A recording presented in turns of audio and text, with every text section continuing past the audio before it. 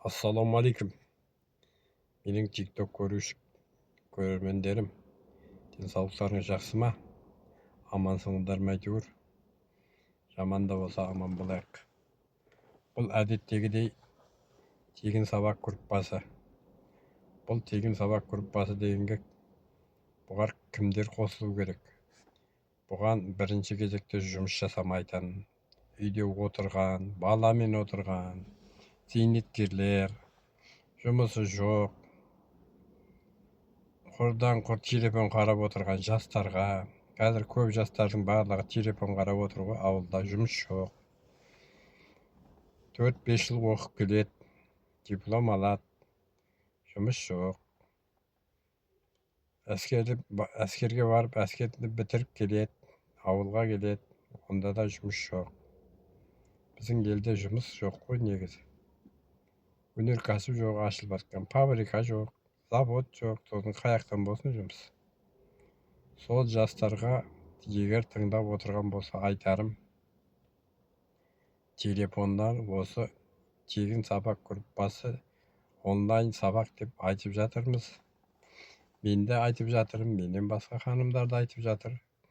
Барлығы айтып жатыр ғой.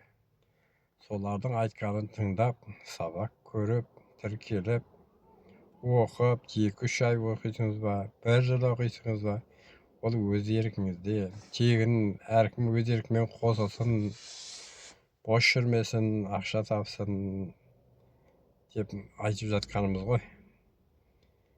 Соның үшін сабаққа тіркелсеңіз болады. Тіркелемін десеңіз төменгі телефон, WhatsApp нөмірлерін тастап кетесіңіз. Мен сізді тегін сабақ группасына қосамын. Сол жерде достарыңмен танысасыңыз, бірге сабақ көресіңіз. Тек қазір жүрексін қорқып тұрған шығарсыңыз. Бірақ 1-2 сабақ көргеннен кейін барлығыңыз бір үйдің баласы сияқты болып кетесіңіз. Бір-біріңмен танысасыңыз, тәжірибе алмасасыңыз. Сабақтың қалай болғанын, қандай дәрежеге жеткендерін бәрін группада айтып отырады. Соны тыңдайсың, сосын өзің ішіңде ойлайсың. Алдырақ қосылмаған екен, мен бірақ бұл кәсіпті алдында көріп едім деп. Соның үшін ештен кеш жақсы дейді. Осыған қосылып, тіркеліп, сабақ көріп, ары қарай кәсіпкер болып, ақшалы болып жүрген өзіңізге жақсы емес пе?